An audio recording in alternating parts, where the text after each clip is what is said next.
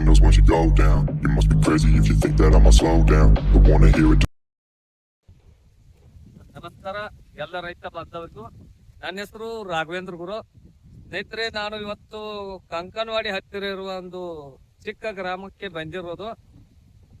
ಕಳೆದ ಒಂದು 15 ದಿನದ ಹಿಂದೆ ನಮ್ಮ ಪ್ರೋ ಅಗ್ರೋಬಯೋಟೆಕ್ ಕಂಪನಿಯ ಡ್ರೆಂಚಿಂಗ್ ಮಾಡ್ಲಿಕ್ಕೆ ಈ ಒಂದು ಕಬ್ಬಿನ ಬೆಳೆಗೆ ನಮ್ದು ಬೀಜಾಮಿ ಮತ್ತು ಗ್ರೋತ್ 98 ಅನ್ನ ಕೊಟ್ಟಿದ್ವಿ. 15 ದಿವಸದ ನಂತರ ಈ ಪ್ಲಾಟಿಗೆ ಬಂದಿದ್ದೇನೆ. ನನ್ನ ಜೊತೆಗೆ ಆ ರೈತರು ಕೂಡ ಇದ್ದಾರೆ.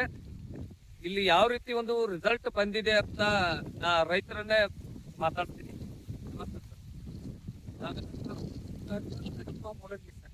ಮಲ್ಲಿಕಾರ್ಜುನ್ ಮೂಡಲ್ಗಿ ಸರ್, ಈ ಕಬ್ ರೀ ಮೊದಲು ಹೆಂಗಿತ್ತು? ನಾವು ಔಷಧ ಕೊಡೋಕ್ಕಿಂತ ಮುಂಚೆ ಒಂದೊಂದ ಕಬ್ಬ ಇತ್ರಿ. ಸೀಳಾಗ ಒಂದೊಂದ ಕಬ್ಬ ಐತೈತಿ. ಸೀಳಿತ್ತು, ಮರಿ ಇತ್ತು, ಇದ್ರಕಿಲ್ರಿ ಮರಿ ಇಲ್ಲ ಸರ್. ನಮ್ಮ ಔಷಧ ಬಿಟ್ಟ ನಂತರ ಈಗ ನಿಮ್ಗೆ ಹೆಂಗ್ ಅನ್ಸ್ತಾರೆ? ಈಗೆಲ್ಲಾ ಮರಿ ಚಲೋ ಹೊಡೆದೈತ್ರಿ, ಎತ್ತರೂ ಆಗೈತ್ರಿ. ಎತ್ತರ ಆಗೈತ್ರಿ, ಮರಿನೂ ಚಲೋ ಬಂದೈತ್ರಿ. ನಮಗೆ ಹೆಂಗ್ ಅನ್ಸ್ತೈತಿ ಸರ್?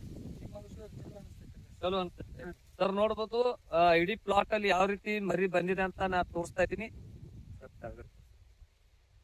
ನೋಡ್ಬೋದು ಸ್ನೇಹಿತರೆ, ಇಲ್ಲಿ ಯಾವ ರೀತಿ ಮರಿಗಳು ಸಂಖ್ಯೆ ಹೆಚ್ಚಾಗಿದೆ ಅಂತ.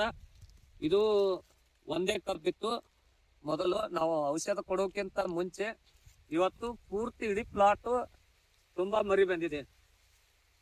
ಒಂದೊಂದು ಕಬ್ಬಿನ ಗದಿಯಲ್ಲಿ ಒಂದು 8 ರಿಂದ 10, 6, 8, 10 ಮರಿ ಬಂದಿದೆ. ಪ್ರತಿಯೊಬ್ರು ರಾಸಾಯನಿಕ ಗೊಬ್ಬರ ಮತ್ತು ಔಷಧ ಯೂಸ್ ಮಾಡ್ತಾರೆ. ಇದಕ್ಕ ನಮ್ಮ ಔಷಧಕ್ಕ ಮತ್ತ ಅದಕ್ಕ ಏನ್ ವ್ಯತ್ಯಾಸ ಅನಿಸ್ತೈತಿ ನಿಮ್ಗೆ? ನಿಮ್ಮ ಔಷಧಕ್ಕೆ ರೇಟ್ ಕಡಿಮೆ, ರಾಸಾಯನಿಕ ರೇಟ್ ಹೆಚ್ಚರಿ. ಮತ್ತ ಅದರಿಂದ ಏನ್ ಆಕೈತಿ ಸರ್? ರಾಸಾಯನಿಕ ಬಳಕೆ ಮಾಡೋದ್ರಿಂದ ಭೂಮಿನೂ ಭೂಮಿ ಹಾಳಾಗತ್ರಿ. ಹೌದು, ಇದೆಲ್ಲ ಮಣ್ಣ ಚಲೋ ಆಕತ್ರಿ. ಇದು ಫಲವತ್ತತೆನೂ ಆಕತಿ, ರಿಸಲ್ಟ್ ಚಲೋ ಐತಿ ಸರ್. ಕೊನೆಯದಾಗಿ ನೀವು ನಮ್ಮ ಎಲ್ಲಾ ರೈತರಿಗೆ ಏನ್ ಹೇಳಕ್ ಇಷ್ಟಪಡ್ತೀರಿ? ನಿಮ್ಮ ಔಷಧನು ಬಳಸ್ರ ಸರ್.